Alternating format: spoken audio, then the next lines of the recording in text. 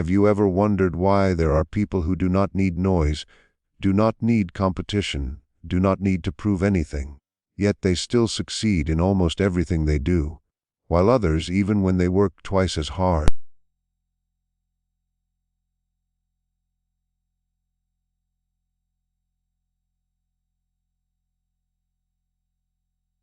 The inner layer that Carl Jung always spoke about, where a person is either whole or divided. A person does not fail because they are weak, but because they act from a fragmented inner state, where the mind says one thing, emotions pull in another direction, and the true self is left behind. On the other hand, the people who seem to win are those who have learned an art no one ever taught us, to win from within first, and then every outer victory starts becoming inevitable. The world teaches you to compete, to dominate, to be better than others.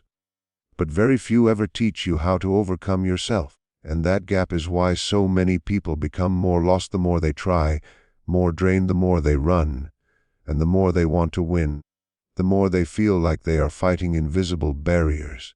This message is for you if you feel tired of doing so much while your results still do not reflect your effort. If you watch others moving forward even though you know you are not inferior.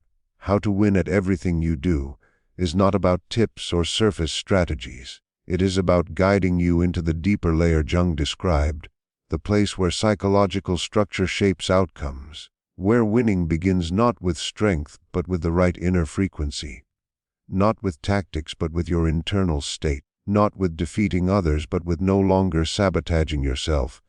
And if you have ever asked, how do I win in everything I do? The answer always begins with one very small yet powerful moment, the moment you decide to relearn how your inner system truly works.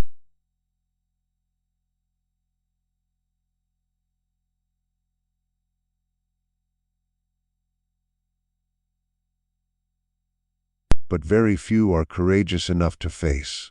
Most of the time we do not lose because the world is powerful, but because our inner world is disordered. There are phases where you try extremely hard. You set constant goals, design detailed plans, attempt every possible method, yet still feel like you are not moving forward. You look around and see others progressing fast while you seem trapped in an invisible cycle. The harder you try, the more exhausted you feel. Jung said, until you make the unconscious conscious, it will direct your life and you will call it fate.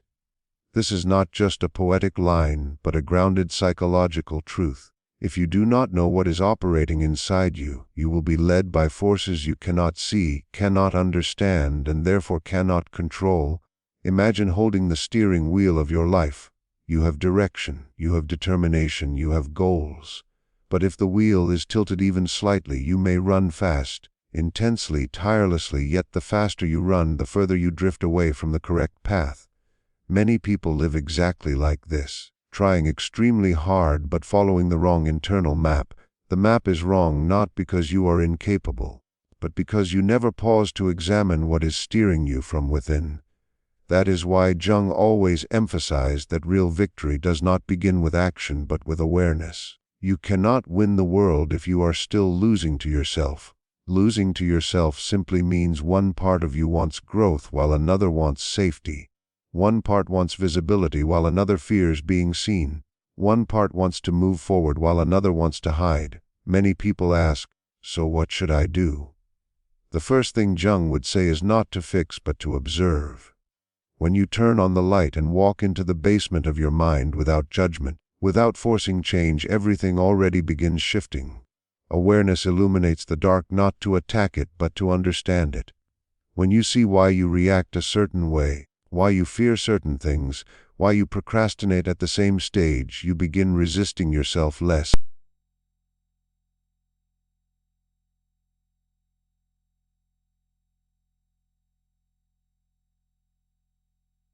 Winning means no longer being pulled backward by unconscious forces. You do not need to run faster.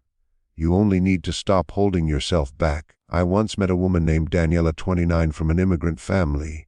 She worked relentlessly, waking at 5 a.m., going to the gym, working 2 jobs, studying on weekends. From the outside, everyone believed she was destined for success, yet inside she felt empty and misplaced. The more she did, the more she felt she was moving in the wrong direction. One day I asked her a simple question. Is what you are chasing truly yours? She went silent. For the first time, she realized she had never asked herself that. Her parents had grown up poor and always told her she must succeed, must earn more, must be better than others so no one would look down on her. For 20 years she chased a dream that was not hers.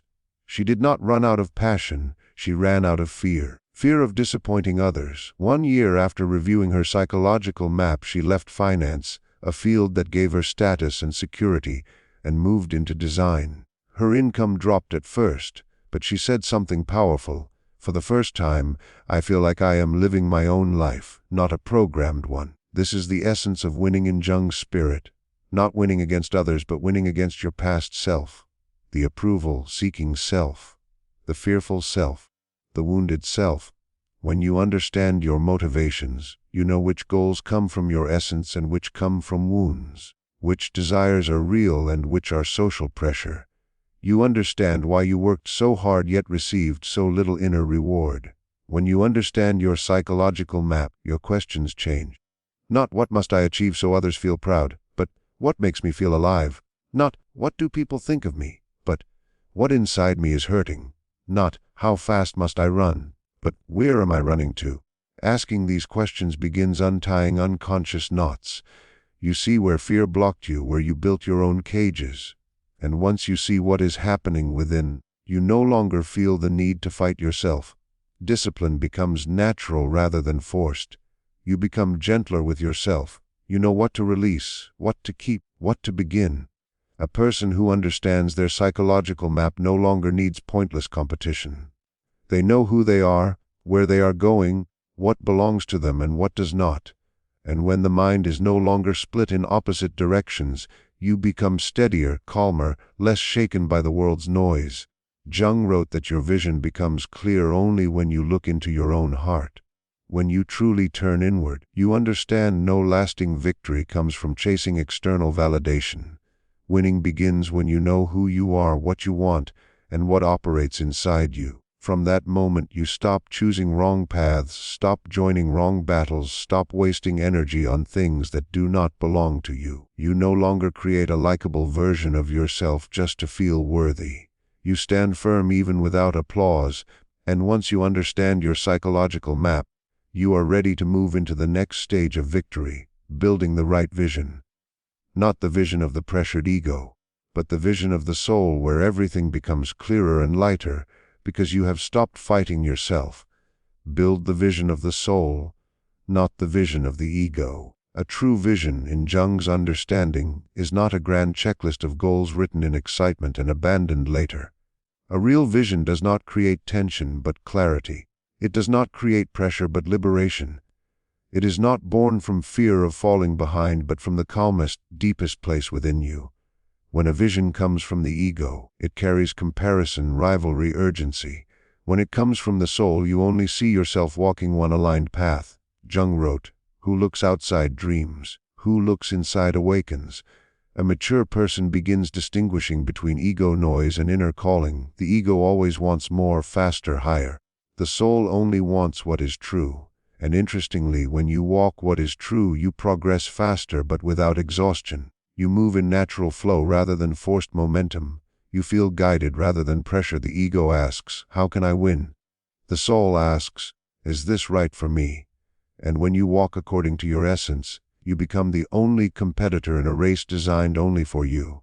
The soul's vision comes quietly, in still mornings, silent afternoons, reflective nights. It does not shout but persists gently. It does not force speed but invites movement. It reminds you who you are beneath conditioning. Imagine life as a river. The ego rows aggressively, trying to control direction, competing with other boats. The soul is the current, already knowing the way. When you align with it, you travel farther with less strain. There was a woman named Leora who lived correctly, but never felt alive. She fulfilled expectations, good wife, good daughter, always pleasing. One morning while watering her garden, she looked at the flowers and cried, because they bloomed according to their nature, while she lived according to others. That realization awakened her. She spent a weekend alone, walking, listening inward. She realized she did not want to live to be praised but to breathe freely. When she followed her soul's vision, she became peaceful in a way others could feel without explanation. This is true victory. Not crushing others but walking so aligned nothing can mislead you. A real vision has a sign. When you deviate, life feels blocked. Exhaustion rises, procrastination grows, doors close, not as punishment but realignment. When you walk correctly, things flow naturally. Many ask how to know whether a vision comes from ego or soul. The answer is simple. The ego wants big, the soul wants real. The ego creates pressure. The soul creates clarity. The ego demands proof. The soul asks presence. When you live from the soul's vision, you win not only in career but in life itself. You feel lighter, calmer, less defensive, less performative. Opportunities and people align naturally. Winning becomes a byproduct of right living, goals born from essence, not comparison. Once you understand soul vision, you step deeper into goals aligned with essence rather than rivalry. Goals born from comparison carry urgency and insecurity. You see others succeed and create goals just to avoid feeling behind. These goals have no roots and often end in burnout. Goals born from essence feel different, calm, meaningful, energizing. You do not need to push yourself. Energy flows naturally. Jung called this the call of the self, where intuition and values unite. It is like wearing shoes that are admired but not yours, beautiful yet painful. Every step hurts. But when shoes fit, walking becomes effortless. Essence-aligned goals feel like that, supportive, natural. Burnout does not come from doing too much. It comes from doing too much that does not belong to your soul. Humans do not collapse from effort but from misalignment. When goals align with essence, something changes. You gain endurance, creativity, resilience, stability. You stop shape-shifting to fit expectations. Jung advised a simple exercise: each day write 3 things that felt right to your essence and 3 that felt wrong. Soon you see a pattern. Essence goals appear naturally. Comparison goals feel forced. You were not born to chase every path, only yours. And when you walk it, victory unfolds naturally, like seasons changing. Inside-out strategy begin within before expanding outward.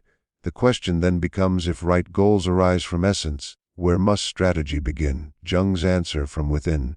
Any long-term winning strategy must be designed internally, not copied externally. The shoe that fits one person pinches another.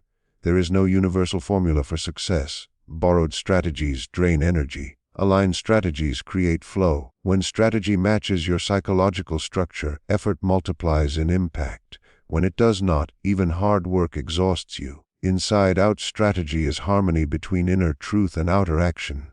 Persistence comes not from force but resonance. Discipline becomes expression rather than obligation. A correct strategy answers 3 questions: how do I operate best? What environment helps me thrive? What energy sustains me? When these align, victory becomes a natural outcome rather than a forced chase. Shadow dynamics: when you lose, the shadow is suppressed. When you win, it is integrated. At the deepest level, Jung taught that all lasting victories depend on whether you have faced your shadow, the raw, instinctive power you once suppressed to be accepted. The shadow is not evil, it is untamed strength. Assertiveness, anger, boundaries, ambition, all powerful when integrated. Most failures occur not from weakness but from fighting life with only half yourself. The rejected half works unconsciously, sabotaging progress. When you learn to face, understand, and integrate your shadow, you reclaim energy you did not know you had. And that reclaimed power becomes the force that allows you to finally move forward, whole, aligned, and no longer divided within.